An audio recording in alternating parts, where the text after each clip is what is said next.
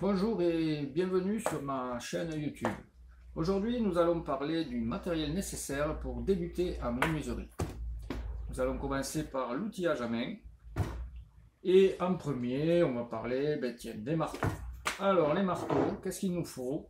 Pour commencer, un marteau de menuisier, tout simple. Prenez quand même un marteau d'assez bonne facture, qui ne se démanche pas à chaque fois que vous tapez avec, c'est mieux. Un maillet en caoutchouc, moi j'aime bien, pour les assemblages, pour n'importe. Ne prenez pas un premier prix, ça va vous faire des traces sur le bois, c'est noir, ça fait dégueu, il faut poncer et ça part pas toujours. Et ensuite, pour les ciseaux à bois, un maillet en bois. Alors ce maillet, vous l'utiliserez avec les ciseaux en bois qui ont un manche en bois. Ceux qui ont un manche en fer vont vous détruire le maillet. Il y en a, moi j'en ai 3 et 5 avec la vérole en acier, comme vous pouvez voir. Donc ça vous détruit le marteau. Donc moi je me sers d'un marteau de menuisier avec. Voilà pour les marteaux. Donc 3 marteaux pour débuter, c'est amplement suffisant. Maintenant, parlons des ciseaux à bois. Les ciseaux à bois, idem, 3 ciseaux à bois, un de 20, un de 10 et un de 6. Pour débuter, je trouve ça suffisant. Moi j'en ai 2 de plus, c'est un 15 et un 30, je ne sais pas si vous les voyez là-haut. Je m'en sers, le 30 on s'en sert pas mal quand même, mais bon. 6, 10 et 20. Là c'est des Stanley. Ils sont pas mal, ça fait quelques années que je les ai. L'acier est d'assez bonne qualité. Et cela, vous voyez, comme je vous disais, je m'en sers avec mes ciseaux. Sinon, avec mon marteau de menuisier, pardon. Sinon, le maillet, il est mort. Le maillet, je m'en sers avec cela. Des ciseaux avec le bout en bois. Voilà. Ça, c'est fait pour les ciseaux. Ensuite, qu'est-ce qu'on a comme outillage à main? Eh bien, les râpes, tiens. Alors, les râpes, c'est toujours pareil aussi. Pour commencer, je suis abonné aux 3 apparemment. 3 râpes, une plate et demi-ronde, une plate et une queue de rat. Queue de rat, pourquoi? Parce que ça ressemble à une queue de rat. Voilà. Donc 3 râpes aussi. Les râpes, c'est pas la peine d'investir des 100 et des 1000, c'est pas l'outil qu'on se sert le plus. On s'en sert un peu, mais on s'en sert pas des plus. Et ensuite les scies. Alors les scies, là j'en ai 4. On va commencer par la scie universelle. Voilà. Ça scie à peu près tout. Si vous voulez scier du chevron, de la planche, des lignées, ça s'appelle aussi la scie égoïne. Ça va bien. Les dents, pas trop petites, pas trop grosses. Plus elles sont grosses, plus vous allez scier vite, mais plus vous allez les cailler. Donc, bon, ça c'est à vous de voir. Ensuite, il y a la scie à dos.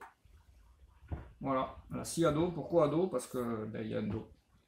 Donc la scie à dos, on s'en sert essentiellement avec une boîte à onglets. Alors la boîte à onglets, ça sert à faire des coupes pour les couvre-joints, les petites moulures, etc. C'est une scie qu'on se sert assez aussi en menuiserie. Ensuite, il y a la scie à raser. Voilà, cette scie, elle vous servira à raser les tenons, les tourillons, pardon. Et ça sert un peu à tout. Il y a des dents assez fines, vous faites des coupes propres avec. Et ensuite, la scie qui est à la mode maintenant, bon, j'ai pas la mienne, ça c'est une qui ne doit pas être terrible, c'est un tagiment, mais en fait, la mienne je l'ai prêtée. Alors ça, c'est la scie japonaise. La scie japonaise qui est très à la mode. On fait de l'arasement avec, on fait un peu de tout, de la découpe aussi. Elle a une lame très souple qui permet d'arriver très près de la partie à scier. Et c'est vrai que c'est une scie qui est agréable. Voilà. Donc on a fait le tour pour les scies. Qu'est-ce que j'ai à dire de plus? Pas grand chose. Si ce n'est essayer de les protéger, de garder protège dents parce que des fois quand elles tombent, ça leur fait mal. Et ensuite les rabots. Alors le rabot, c'est la grande discussion. Tout le monde veut des rabots sur internet. Ouais, ben, moi, à part mon rabot de pomme, que je me sers très souvent, celui-là, mon rabot numéro 4, ben, d'ailleurs, il est plein de poussière, ben, je ne m'en sers pas très souvent. Et la varlope, ben, encore moins. La varlope, c'est un grand rabot qui doit faire 30-40 cm de long, qui sert ben, à dégauchir. Mais si vous ne savez pas vous servir d'un rabot, apparemment vous êtes tous débutants, puisque vous regardez ce tuto. Donc pour vous servir d'une varlope, vous allez faire plus de catastrophes que d'autres choses. En plus, c'est extrêmement cher. Une varlope, ça doit coûter dans les minimums 80 à 100 euros. Donc c'est un investissement. Enfin, c'est à vous de voir. Si vous avez les sous pour acheter une varlope, achetez une varlope, mais vous n'en servirez pas très souvent, vous verrez. Voilà ce que j'avais à dire en gros pour l'outillage à main. Je vois pas grand chose d'autre. Je vais créer des débats sur un banc avec mon rabot et ma varlope, mais bon, c'est mon avis, ça n'engage que moi. Voilà, on va passer après au prochain point, l'outillage électrique. Alors là, l'outillage électrique, c'est autre chose, vous allez voir. Allez, je reviens, j'installe mes outils électriques. Allez, voilà, ça y est, j'ai tout préparé. Donc, l'électroportatif, pardon. Alors, on va commencer par la reine, hein, la scie circulaire. Alors, la scie circulaire, il y a deux sortes de scie circulaire. Les plongeantes, comme celle-là, peu de poussière, qui, comme son nom l'indique, plonge pour découper. Et les autres qui ont un carter mobile. Alors laquelle choisir? Ben ça, laquelle choisir, c'est un peu à vous de décider. Ben, déjà par votre budget. Alors ce que je conseille pour le budget, ben n'achetez pas le premier prix. Parce que bon, les semelles qui se tordent, qui sont en chewing-gum, c'est pas terrible pour faire des coupes droites ou planes. Prenez une machine aux alentours des 150 € avec une puissance suffisante. Celle-là, elle fait 1200. Ça, après, c'est du Festool, c'est quand même nettement mieux. Mais c'est pas le même budget. Et celle-là, elle fait 1200 watts aussi. Donc, pour un usage amateur, débutant, investissez dans une machine à 150 €. Vous verrez, ça suffit déjà pour débuter, ça se fait plaisir. Vous êtes toujours à temps de changer si ça vous plaît vraiment. Et celle-là, eh vous pourrez toujours la mettre sous la table, sous une table, et vous en faire une petite scie pour déligner. Pensez qu'une plongeante, vous ne pourrez pas la mettre sous la table. Parce que du fait qu'elle plonge, il faut l'armer et elle ne reste pas en place. Que celle-là, vous sortez la lame, le carter, ou la protection, ou la défaite, vous glissez sous table, et celle-là, elle fera très bien. Donc investissez plutôt là-dessus. C'est pas un mauvais investissement. Mettez-y le prix. Ensuite, qu'est-ce que nous avons? Les ponceuses. Non, les visseuses. Tiens, on va commencer par les visseuses. Là, j'en ai deux. Des métabos, c'est des vieilles. C'est pas celles que je me sers tous les jours pour travailler. Celles-là, je les ai à l'atelier. C'est des métabos qui ont une bonne vingtaine d'années. Peut-être pas 20, mais bien 15. Celle-là, je l'équipe avec une mèche. Celle-là, avec des embouts. Je perce et je mets ma vis. Pour un débutant, c'est inutile d'en avoir deux. Prenez une puissance relativement importante. Il faut du couple quand même. Donc, bannissez les petites batteries à la con à 6 volts ou 8 si ça existe encore, je sais pas. Moi là j'ai des Festool une fois de plus pour mon travail. C'est des petites, mais elles vont très bien. Pour ce que j'en fais moi, elles vont très bien pour le mobilier, etc. Cela était un peu plus puissante, par contre elles sont bien plus lourdes. Donc ça dépend si vous insérez toute la journée, à la fin de la journée, le poignet. Voilà. Ça, les visseuses aussi, mettez-y N'achetez pas la visseuse à 15 balles. Hein. Elle en fera pour 15 balles. La batterie va pas tenir et puis elle risque de griller. Donc, allez, 50-80 balles la visseuse, minimum. Voilà. Ça, c'était pour les visseuses. Donc, une visseuse, c'est bien. Et ensuite, les polisseuses. Alors, les polisseuses, ben, il y a deux écoles. Moi, j'aime bien l'Orbital. Voilà. J'ai celle-là. Ben, une fois de plus, il fait tout. Hein. Je suis désolé, mais bon. Dans mon métier, il m'en faut quand même des trucs qui tiennent à la route. Donc, j'ai celle-là. Elle est bien, j'en suis content. Ça vibre et ça tourne en même temps. C'est bien foutu. C'est très cher. C'est Festool. C'est bien foutu. Après, vous en trouvez à 50 balles des polisseuses. Là, pareil, n'achetez pas une polisseuse. Je ne sais même pas si je l'ai. J'en avais une à une époque. Ouais, elle est là. Voilà, ça. C'est full tech. Je sais pas ce que c'est comme marque. J'avais acheté ça parce que j'avais un truc à polisser. Je sais plus ce que c'était. Je crois que c'était sur un mur que je devais enlever de la colle à carrelage. J'ai pas voulu faire avec celle-là. J'ai acheté ça. Voilà, tout est dit. C'est pas cher, hein, ça doit coûter 15 €. Mais bon, ça me fait pour 15 €. Et alors, les polisseuses, il y a aussi ça. La polisseuse à vanne. Alors ça, c'est bien sur des grandes surfaces. Ben, pour débuter, je pense que ça, c'est mieux. Ben, celle-là, en plus, j'en suis pas très content. J'avais une Makita à l'époque. J'en étais super content, mais bon, je l'ai plus. Quelqu'un l'a pour moi. J'ai acheté ça.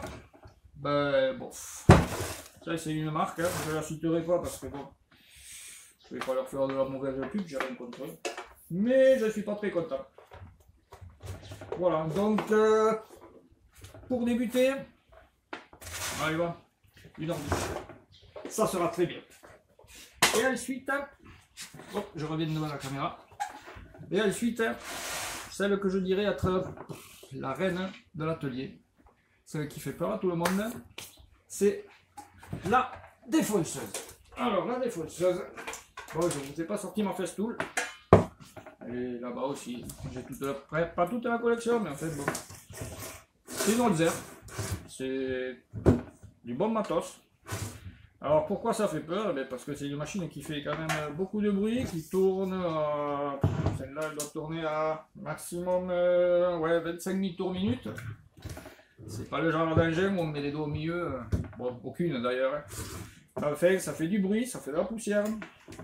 Ça tourne très vite et pourtant c'est une machine indispensable à l'atelier. Vous faites presque tout avec.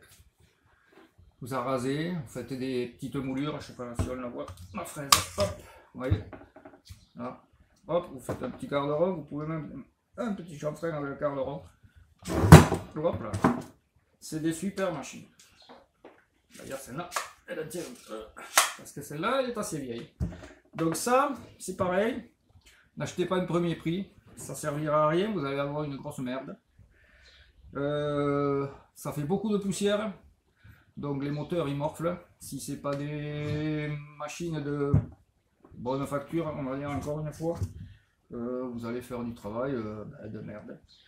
Donc mettez-y le prix, je sais pas, ça fait un petit moment que je n'ai pas acheté. Mis à part la Festool, bon ça coûte un bras, donc je vous en parle même pas. Ça doit coûter dans les 150 balles ou 100 balles, voilà, 150 à peu près. Mais n'ayez pas peur aussi d'investir. Dans l'électroportatif, c'est quand même un poste, il est assez cher, mais ne prenez jamais du bas de gamme. N'en prenez pas, parce que vous aurez du travail bas de gamme. Voilà. Pour l'électro, c'est à peu près tout. Il y aurait la scie sauteuse aussi, mais bon, pour débuter, une scie sauteuse, vous pouvez vous en passer, je pense. C'est pas vraiment important. La scie circulaire, faire le choix.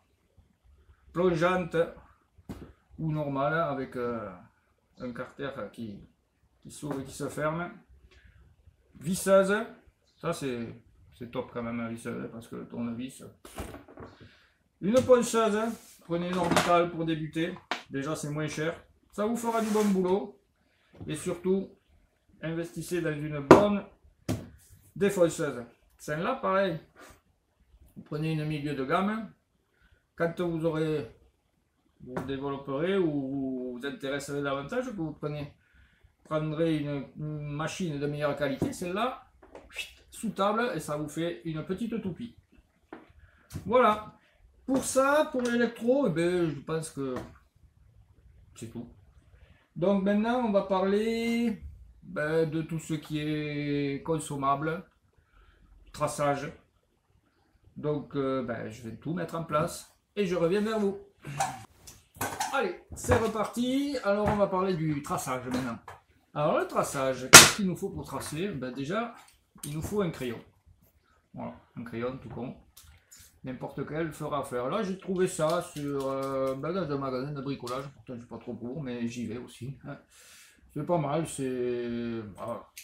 Hein, c'est le crayon normal avec un petit truc pour affûter. Ça, c'est pas con. C'est avec, c'est pas mal. Tout reste ensemble. Bon, c'est un critérium amélioré. Il coûte 14 balles quand même le morceau. Donc, un critérium, ça ira bien parce que je crois aussi qu'il y a le petit truc pour affûter. Alors, un crayon, 1 mètre, alors, ou pliant, comme celui-là, comme à la belle époque, les pliants. J'ai commencé avec ça, moi, j'ai commencé il y a 30 ans. Avec ça, ça m'allait très bien, je supportais pas ce type de truc, et puis maintenant, je travaille plus qu'avec ça. 1 mètre à ruban, celui-là il fait 5 mètres, c'est amplement suffisant, 3 mètres c'est bien, 5, bon. 8 et 10, alors c'est même pas la peine, c'est gros, c'est énorme, c'est lourd, et puis ça sert à rien parce que des planches de 10 mètres vous n'en aurez pas. Alors, ça doit être 5 mètres 20 le plus, et quand vous serez à débiter des planches de 5 mètres 20, à mon avis, vous aurez augmenté votre technicité et vous n'aurez pas besoin quand même d'un mètre de 8 mètres. Donc 1 mètre à ruban, prenez une marque quand même, hein, pas une daube là qui se fout dans tous les sens, un truc qui tient un peu rigide parce que si chaque fois ça fait ça, bon, ça fout les boules. Ensuite, ouais, le mètre à ruban, je tenais à dire aussi que ça là, le petit truc, c'est normal que ça bouge. Quand vous faites une mesure contre, ça se met là, donc ça part à 0. Et quand vous faites la mesure là, ça part quand même à 0. Donc c'est normal que ça bouge. Ne vous amusez pas à le bloquer, sinon vous aurez le petit millimètre ou demi-millimètre en moins dans une des deux mesures. Donc ça c'est normal que ça bouge. Bon après il ne faut pas que ça... Hein. Donc ça, le mètre à ruban, c'est bien. Les équerres, alors ça c'est vachement important les équerres. Moi j'en ai 50 000. J'en ai une comme ça. C'est toujours la même marque hein, quand je vois. J'ai tout la même marque. Stanley. Ah non, ça c'est pas Stanley. Et voilà, une équerre, 2, une en plastique. Ça c'est moi qui l'ai faite. Voilà. C'est pratique, vous voyez à travers. Il y a des traçages ou quoi. Une équerre de maçon, c'est plus grand, mais ça va vachement bien aussi. Voilà. Donc les équerres, voilà. Il vaut mieux en avoir 2 ou 3. S'il y en a une qui tombe et qui se fait mal, après elles sont plus l'équerre. Hein. Vous voyez, là c'est bon. Elles sont d'équerre. Donc essayez de jamais les tomber, ou pas souvent. Ça évitera d'avoir des mauvaises surprises. Voilà, ça c'est pour les équerres. Donc des équerres, il faut une fausse équerre, ça c'est pratique aussi. Pour les angles, faites n'importe quel angle avec, c'est bien. Voilà, vous tracez et vous reportez vos angles, ça va super bien. Ça aussi, pareil, il y a un truc, soit même basique, hein, je veux dire, il n'y a rien de plus simple, donc c'est pas la peine de prendre un truc. Alors. Vous voyez, voilà. Ça, qu'est-ce que pour le tracer? Après, s'il y a un réglé, merde, je ne l'ai pas sorti, il est quelque part par là. Un réglé, c'est bien aussi, c'est pratique. Hein. Vous pouvez tracer des lignes droites, vous pouvez mesurer peut-être plus confortablement qu'avec le mètre, mais moi je me sers beaucoup de mètre. Et puis après, en mesure, qu'est-ce qu'on a? Si, on a ça, le pied à coulisse. Bon, le pied à coulisse, celui-là, il est digital. Ouais, ça fait classe. Ouais, le digital, c'est bien, tu sors ça, là, tu regardes ta truc. Mais un pied à coulisse normal, ça va bien. Ça sert aussi, surtout pour les jauges, la jauge de profondeur. Pour les mortaises, les tenants et mortaises, c'est pas mal quand même ça. Donc un pied à coulisse éventuellement, il y en a à tous les prix. Ne prenez pas le truc qui se déglingue et qui va vous filer des mauvaises mesures. Je sais pas, ça doit coûter dans les, ça doit coûter dans les 20 balles. Prenez-en à 10 ou 8. C'est comme tout, prenez pas le premier prix, sinon vous en aurez pour le premier prix. Voilà, pour le traçage, bah, je pense que c'est tout. Après, on va passer aux mèches. Ben, on a parlé des visseuses tout à l'heure. Les visseuses, il faut des mèches. Donc, prenez un coffret. Bon, peut-être pas celui-là. Il y a beaucoup de mèches dedans. Elles vont de 0,5 à 0,5 et puis elles montent jusqu'à 13. Et en général, les visseuses comme j'ai là, le mandrin s'arrête à 10. Donc, vous prenez de 1 en 1, de 1 mm. C'est pas souvent que vous allez percer. Mais enfin, bon, si ça part de 1 ou de 2, vous prenez de 2 à 10. Ça suffira largement pour débuter. Et après, les embouts. Alors, les embouts, voilà. Les embouts, j'ai tout ça. J'ai une boîte à coucou où je mets mes embouts. Alors j'en ai pas sur ceux-là, mais sur les petites festool, sur le devant de la festool, il y a une petite place exprès pour mettre 4 embouts. Donc les 4 embouts que je me sers le plus souvent, ils sont aimantés sur ma festool, et puis les autres, je passe le moment à les chercher. Mais réunissez-les tous au même endroit, parce que si vous en avez à droite, à gauche, c'est chiant. Donc il vaut mieux la boîte à coucou avec les embouts. Vous savez où ils sont, vous cherchez un peu, mais voilà. Voilà, ça c'était pour ce qui est mèche et embout. On a fait le traçage. Si, ce qui est important aussi, c'est peut-être pour vos ciseaux à bois. Ben, il faut les affûter des fois. Donc une pierre. Alors là, je crois que c'est une... alors je me la suis notée parce que je ne me souviens plus. Ma pierre, elle est partie. Voilà, c'est une 600, elle est là-dedans, dans cette boîte. Vous voyez qu'elle a servi. D'ailleurs, elle est plus tellement plane, je ne sais pas si vous le voyez. Donc celle-là, elle va être à changer. Puis ça doit être une, je l'ai marqué, je ne sais plus où, ça doit être une 2000. Ça, c'est pour vraiment faire la finition. Voilà, d'ailleurs elle est un peu en panne. C'est fait exprès. Alors je la cale sur un bout de bois, je ne sais pas si vous la voyez. Là, hop, je la cale derrière et ça c'est pour vraiment faire la finition pour vos ciseaux à bois. Pour les scies, à part pour la scie égoïne, de prendre peut-être un tire-point, je ne sais pas où il est. Il est par là, je crois, un tire-point. Voilà. Voilà, un tire-point, c'est ça, c'est une petite lime. On aurait pu en parler tout à l'heure avec les râpes et les limes. C'est une petite lime triangulaire. Et on passe les lames, là, les dames, un coup d'un côté, un coup de l'autre.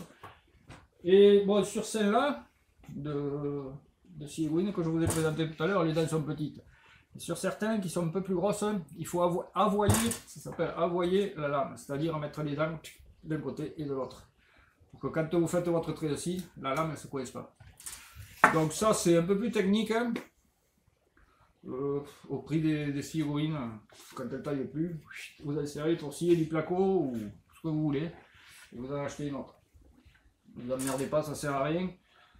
Les lames de scie circulaires, n'essayez pas, il y a plein de tutos sur internet. Amenez-les à l'affûteur, elles seront nickel.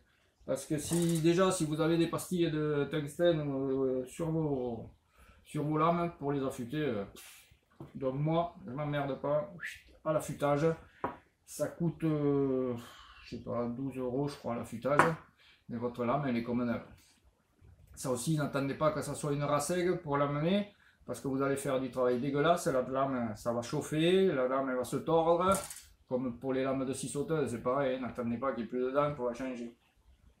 Voilà ce que j'avais à dire sur l'affûtage, faites-le faire, c'est le mieux, ne vous faites pas chier. Les mèches c'est à peu près pareil, j'ai une machine là, je ne sais pas si vous la voyez. Attendez, je vais tourner un peu si je peux, sans trop bouger, hop là. Je ne sais pas si vous la voyez, c'est celle-là là. suis servi 2 fois. Ouais, ça marche. Mais le temps de tout faire, bon, au prix d'une mèche, vous achetez des mèches. Puis, de toute manière, ça pète facilement une mèche, donc ayez-en en stock quelques-unes, les plus usuelles, la 4, la 5, la 6, la 10 éventuellement. Après les autres. Voilà. Ça, on a fait le tour à peu près de tout ce qu'il fallait, je pense. Si, on va, ben, il faut travailler sur quelque chose. Donc un établi, là vous voyez j'en ai un établi mais il est plein. Donc moi je travaille là-dessus. C'est un plan de travail en 30 qui doit faire, On est de retour. Alors je disais, il faut travailler sur quelque chose. L'établi, il est plein. Alors voilà, moi je travaille là-dessus. C'est un plan de travail. Un plan de travail en 30 mm, c'est de l'aglo, tout con. Il fait un 80 par 80. Voilà. Ça me va bien, cette surface, pour faire pas mal de montage, de traçage, etc.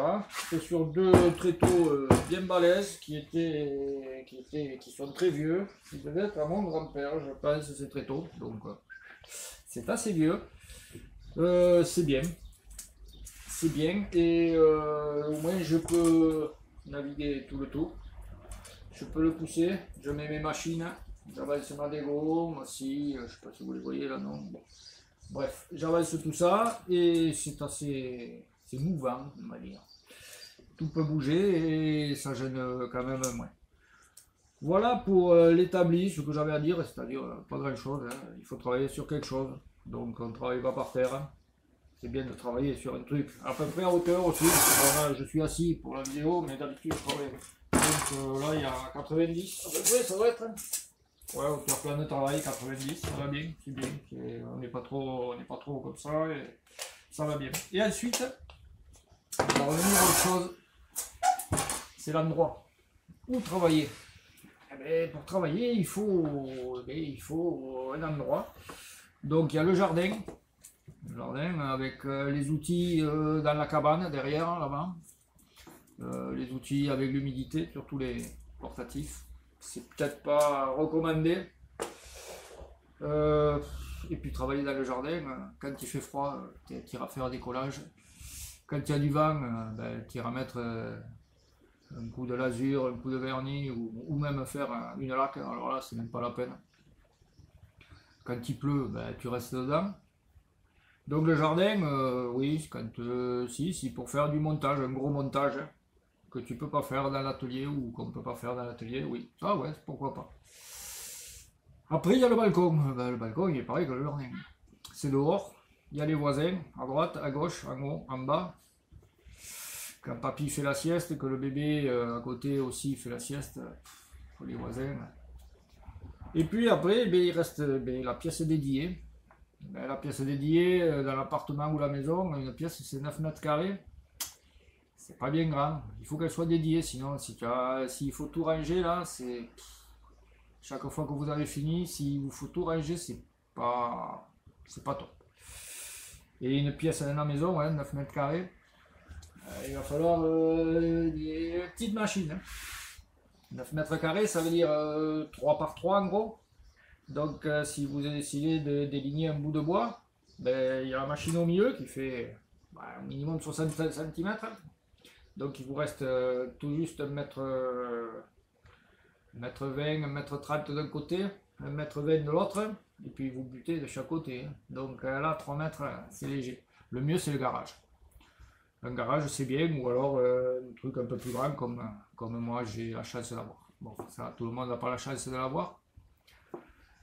Mais un garage, c'est bien, parce que quand vous avez fini, vous tirez le rideau, et vous rentrez, vous n'avez pas besoin de passer le balai, l'aspi, la poussière, maman qui crie parce qu'il y a eu de la poussière dans la maison, ou monsieur, si c'est madame qui fait de la menuiserie.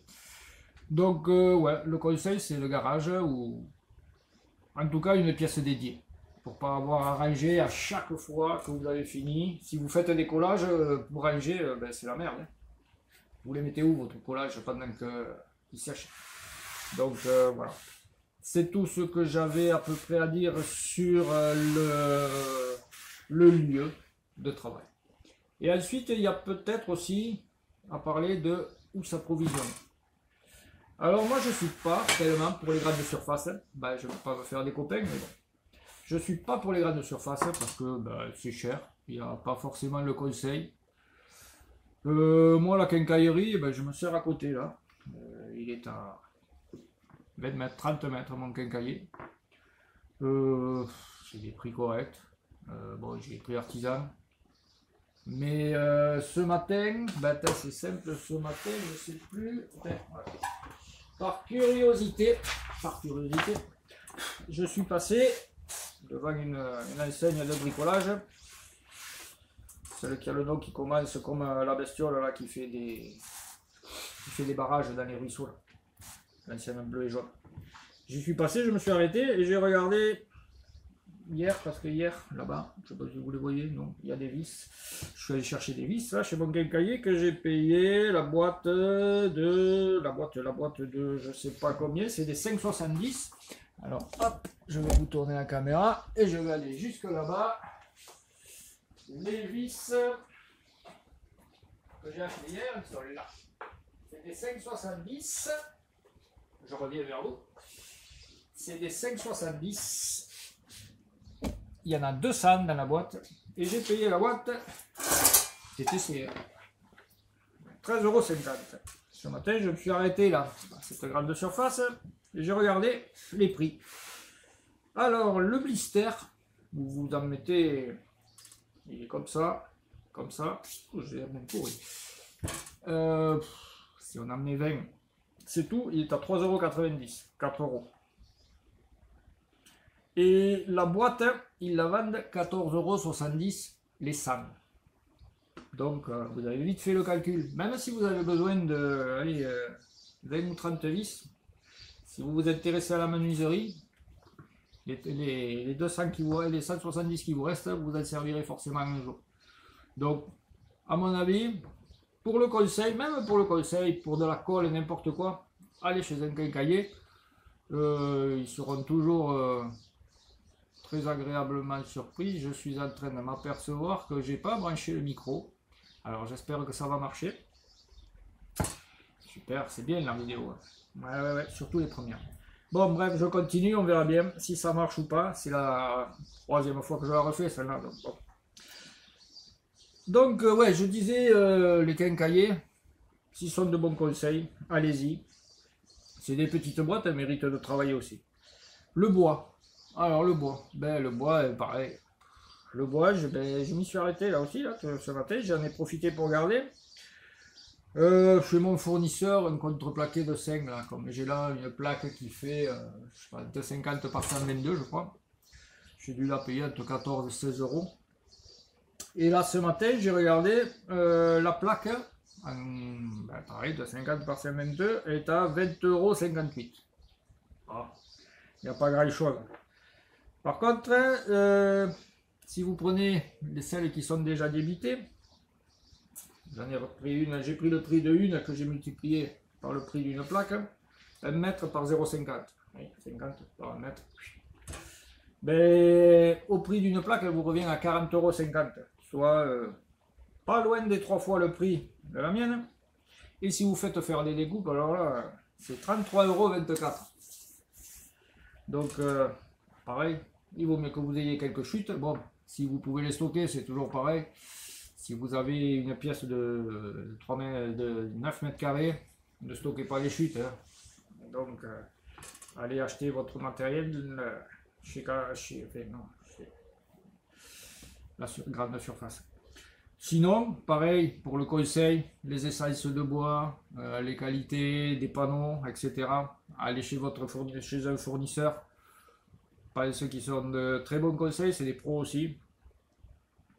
Moi, je me sers que chez des pros. J'y vais dans les grandes surfaces, mais c'est pas ma tasse de thé. Voilà, on a fait le tour sur la question. J'espère que vous avez apprécié cette vidéo, qu'elle vous a apporté quelques réponses. Bien sûr, tout ce que j'ai pu vous dire, ça n'engage que moi. C'est mon expérience personnelle qui me l'a dicté.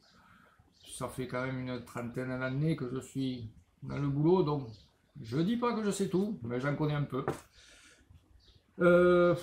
Après, c'est toujours pareil. Chacun fait comme il peut, avec son budget. Comme je vous l'ai dit souvent et répété, pas du premier prix. Après, faites avec votre budget. Si vous avez le budget conséquent, faites-vous plaisir. Achetez des bonnes machines. Vous en serez toujours content et vous ne le regretterez pas. Et bien voilà, c'est la fin de cette vidéo. J'espère que je vous ai apporté quelques réponses aux questions que vous vous posiez. J'espère que j'étais assez clair surtout. Que le son sera pas trop mal. La qualité d'image, pareil. Si ça vous a plu, ben, mettez un pouce. Abonnez-vous à ma chaîne si vous voulez. C'est par là ou par là, je sais pas. Il faudra voir. N'hésitez pas à mettre des commentaires, j'essayerai d'y répondre. La prochaine vidéo, je pense que ça sera d'ici 15 jours, 3 semaines, parce qu'il faut déjà monter celle-là. Ça va être la première, donc ça risque d'être long. Voilà. La prochaine fois, on fera peut-être ça derrière. Là, parce que c'est un peu en vrac. Tout est un peu mis, comme c'est tombé au fur et à mesure. J'ai vu que beaucoup de youtubeurs avec des super panneaux en OSB, moi c'est de l'aglo dépareillé avec des clairons. Ça fait pas top. Donc la prochaine fois, on essaiera de faire ça, bien organisé, avec les scies avec les scies, les ciseaux avec les ciseaux, etc. Le traçage avec le traçage. On essaiera de faire un truc cool. Ça, et puis j'ai quelques idées pour de futures vidéos. Voilà. Eh bien écoutez, bonne journée. À bientôt. N'hésitez pas à commenter. Soyez indulgents. Ciao, ciao. Bonjour et bienvenue sur ma chaîne YouTube. C'est ma première vidéo et aujourd'hui nous allons débuter par le... Bonjour et bienvenue à tous sur ma chaîne TV YouTube,